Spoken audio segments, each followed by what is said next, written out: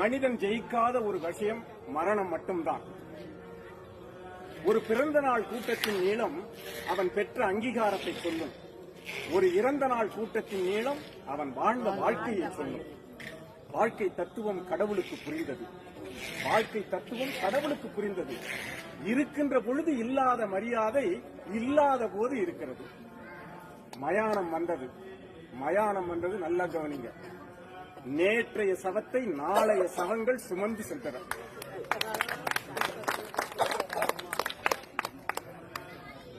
கடவுள் யோசித்தான், இறப்பென்று ஒன்று இல்லாது இருக்குமானால் இந்நேரம் மனிதன் கடவுளையே கொண்டிருப்பான். பாவம், ஆடிய மனிதர்கள் உறங்குவதற்கு செய்த ஆடாத தொட்டில்தானே மயானம். அந்த வேலை முடிந்து சென்றது கூட்டம். இது ஆறறிவு ஓய்ந்து அடங்குகிற ஆட்டம்.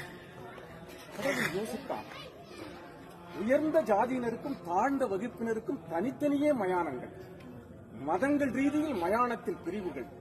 சாம்பல் மேட்டில் கூட சன்மார்க்க பிரச்சனைகள். என்ன மனிதனவன், என்ன மனிதனவன்! அரைஞான கயிறை அறுத்துக் கொள்ளும் வேளையிலும் அடங்க மறுக்கிறானே இந்த மனிதன். அங்கிருந்து கிளம்ப புறப்பட்டான். ஆவிகள் சில அவனை அடையாளம் கண்டு கொண்டன. ஆண்டவனை அடையாளம் கண்டு கொண்டன. யார் நீ என்றான் இறைவன். நேற்று வரை நான் முதலாளி, இன்று என் விலை எனக்கே தெரியவில்லை. 80 வயதில் எனக்கு இந்த இடம் தேவைதானா என்றது ஒரு ஆவி. ஆண்டவன் சொன்னால், எத்தனை காலம் வாழ்கிறாய் என்பதில் அல்ல வாழ்க்கை, எப்படி வாழ்ந்தாய் என்பதில் தான் இருக்கிறது என்று சொன்னார். இறைவா, இங்கு என்னை ஏன் படைத்தாய், இந்த சிறைக்குள்ளே அடைத்தாய் என்று கேட்டது ஒரு ஆவி. அவருக்கும் பதில் சொன்னார் ஒரு ஆவி, அரசியல் ஆவி. ஆண்டவா, இங்கு இடைத்தேர்தலே வராதா என்றது. இன்னும் நீ திருந்தவே இல்லையா என்றால் ஒரே அழுகை சத்தம். இதுதான் எங்களுக்கு முக்கியமான, நமக்கு தேவையான கவிதை. நமக்குன்னா நாங்க எங்க சொல்றது கட்சிக்காரன்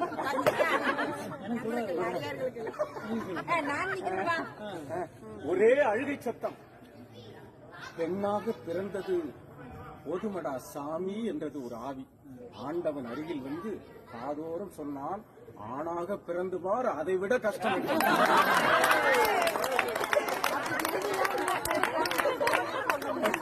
எங்களோட கஷ்டத்தை நாங்க எப்படி சொல்றது? இந்த மாதிரி எங்களோட குரலை இவர் மூலமா தான் சொல்ல முடியும். சார் கூட திகிரியில எங்க பயணிப்பாரு, எங்க போனா எங்களை விட்டு கொடுக்க மாட்டாரு. எங்களா ஆண் வர்க்கத்தை. இறைவா, நான் செய்த பாவம் என்ன என்று அழுதது ஒரு குழந்தை ஆவி. பாவிகள் நிறைந்த உலகத்தில் பிறந்ததுதானடா நீ செய்த பாவம் என்றான் ஆண்டவர். சரி, நல்லவர்களை எல்லாம் சீக்கிரம் அழைத்துக் கொள்ளுகிறாய், கெட்டவர்களை நீண்ட நாள் வாழ வைக்கிறாயே, இது என்ன உன்னுடைய நீதி என்றான். நல்லவர்களை விட்டு வைத்தால் அவர்களும் கெட்டவர்களாகிவிட்டார்கள். மலர் படைத்தாய், மனம் படைத்தாய், மலர் படைத்தாய், மனம் படைத்தாய், பின்பு ஏன் இந்த உலகத்தில் மதம் படைத்தாய் என்று கேட்டது ஒரு ஆவி. ஆண்டவனுக்கும் அடிசெருக்கும் என்றான். ஆண்டவனுக்கும் அடிசெருக்கும் என்றான். ஒரே சிரிப்பு சத்தம். நல்ல வேளை, தற்கொலை செய்து கொண்டது நல்லதாய் போயிட்டு. ரொம்ப மோசமடா சாமி என்றது அந்த ஆவி.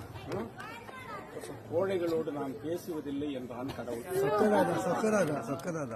அது சரி, எல்லா உயிர்களும் பிறக்கின்றன, இறக்கின்றன, உனக்கு மட்டும் சாவே கிடையாதா என்றது ஒரு ஆவி. யார் சொன்னது? எனக்கும் மரணம் உண்டு, எனக்கும் மரணம் உண்டு. மடலைகள் சிரிக்கும் பொழுது நான் பிறக்கிறேன், மனிதர்கள் இது போல செய்யும் பொழுதெல்லாம் நான் ஒவ்வொரு கணமும் இறக்கிறேன் என்றான். ஆவிகளோடு பேசியதில் ஆயிரம் அர்த்தங்களை கண்டுகொண்ட ஆண்டவன் அங்கிருந்து மனிதர்கள் என்ற போர்வையில் நடமாடுகின்ற விலங்குகளிடமிருந்து விடைபெற்று சென்றான். இதுதான் அந்த கவிதையுடைய சாரம். மடலைகள் சிரிக்கும் பொழுது நான் பிறக்கிறேன் என்று சொன்னான். மடலை என்ன செய்யும்? ஓடி வந்து எல்லோருடைய கால்களையும் பிடித்துக் கொள்ளும். எங்கள் கால்களை நேற்று வரை தொட்ட மழலைகளாகிய உங்களை நான் வாழ்த்துகிறேன்.